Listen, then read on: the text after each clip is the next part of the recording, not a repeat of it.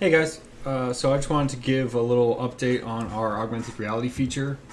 And so I'm going to show you this video clip that we've made of it. Um, and this is the perspective from the pilot. This over here is the perspective from the drone. So the drone is seeing a person and it's going to use object detection, specifically looking for humans, and it's going to get a distance from that, and it's going to send that information to the pilot, and that pilot's going to make a calculation for where that object is from its perspective. So it'll put that green triangle, and you'll see the distance down here. That's the distance calculated from the pilot to the target, and then the distance over here is the drone to the target.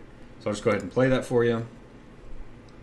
So hopefully we'll see as he moves along to the left, even if he's out of the perspective point of view of the pilot, you'll still be able to see where the target calculation is, and the distance increasing and decreasing as he comes closer and farther away.